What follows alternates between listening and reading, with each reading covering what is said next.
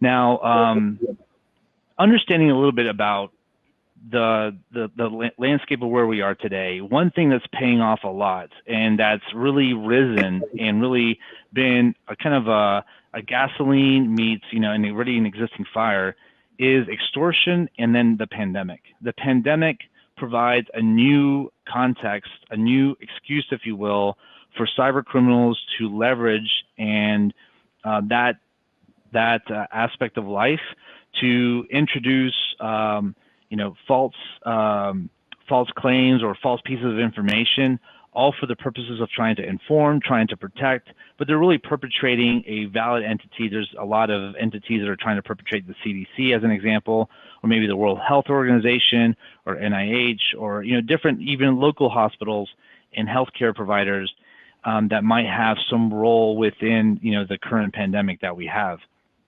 There might be a hospital that's issuing out vaccines. It would be trivial for a cyber criminal to be able to enumerate what are all the different hospitals where vaccines might be given, and then maybe create a false propaganda on this. So this really adds to an opportunity for extortion. So the challenges that we have extortion in general, especially with a remote workforce, is that you can't really protect as much when you have BYOD. So if you have BYOD, you have everyone kind of bringing their own device and they're working for an organization. And then on top of that, you have wholly owned and managed assets that are pertaining to an entity, but they're remote, and it's difficult to really govern, how they're being patched, how they're being configured. That makes it a challenge, and they could be susceptible to being compromised through some sort of ransomware. Now, ransomware, the crime syndicates that are operating them, there's a lot of money with ransomware. The payouts are getting higher and higher and higher. So there's a lot of humans that are becoming increasingly involved in operating these types of this flavor of malware that can be delivered, through multiple different mediums, not just email, not just drive-through download, but also through other types of non-traditional devices like IVRs and VRUs and things like that. So one thing to note as it relates to the business of extortion is that the cost of recovery and the resulting downtime is oftentimes actually more than the actual cost of the paying the ransom. So we'll get into mitigations because obviously ransomware is at the top of many that are in healthcare, and so I want to make sure that we have adequate time on that.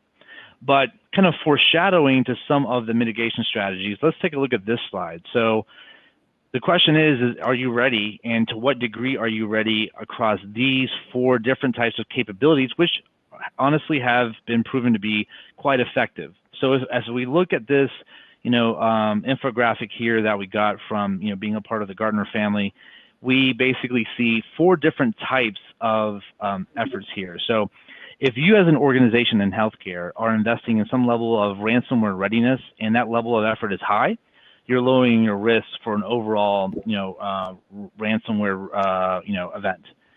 Now, if we look at, for example, phishing click-through rates, if you're doing security awareness training, and or maybe you actually aren't doing any training, but you're going through and some real-life phishing exercises, courtesy of any sort of hacker or fraudster out there, then if you have higher click-through rates, then you have a higher chance for being susceptible to ransomware. A higher level of backup and restore readiness, which encompasses governance, planning, testing, defining proper scope, etc., is going to equate to you being ready for restoration in the event that you have a ransomware event. So the higher the level of effort, the lower amount of risk for that.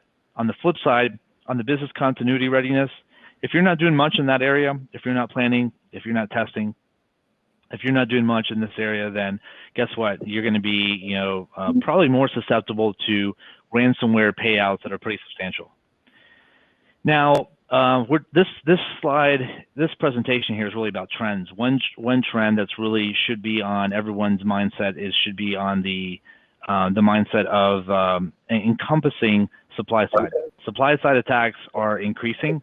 We've seen a number of different supply side or supply chain attacks, and the premise is pretty much the same. If I'm a hacker group, I'm looking to perpetrate trusted software, trusted devices that are going into insert entity name or industry, entity. I'm looking to get individuals to have this implicit trust on a device, on an appliance, on a network, resource, or maybe a software that's going into my infrastructure, and that's neighboring to where I might have PHI. So perpetration, and then is what the threat motive is in supply side attacks. They want to perpetrate trusted entities that get introduced into these environments. They're hoping that through the integration that there is an implicit trust with these types of components, software, hardware, whatever, so that they can then, spread out and do recon on the environment, find out where the data is, find out where the weak points are, find out where there might be exfiltration opportunities, maybe even disseminate, some malware.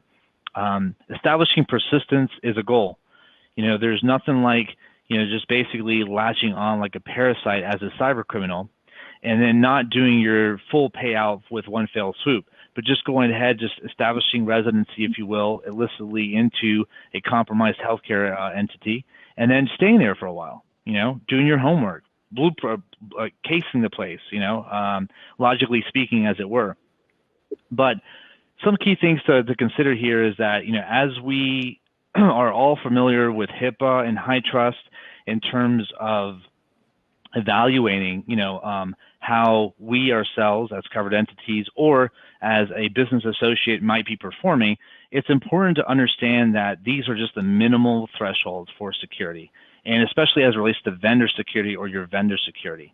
It's important that you make sure that you categorize your vendors adequately enough so that they are, the HIPAA high trust levels are going to be your bare minimum.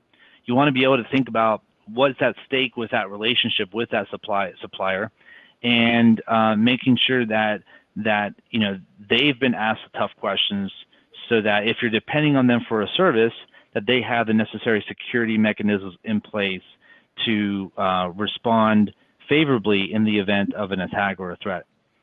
From a legal standpoint, the legal community, the supporting the healthcare entities need to make sure that there's adequate legal protection, that the risks are not entirely sustained and burdened by the business associate or the covered entity that might be liaising with a third-party vendor, yet another business associate. Supply-side SaaS vendors, they're also in scope. A lot of these, EMR, players out there are definitely pushing for more SaaS-related services to their customers. And so it's important to understand there a couple different security considerations like authentication, authorization models, your RBAC model, your logging and monitoring, what's going on there, how they're applying crypto, things like that. So most importantly, don't forget that your security solutions and vendors are also on the supply side. So make sure that you kick their tires. Just because they're waving a security flag doesn't mean that they go through and they might actually be the biggest offenders of lack of security. So make sure that you place enough scrutiny on them.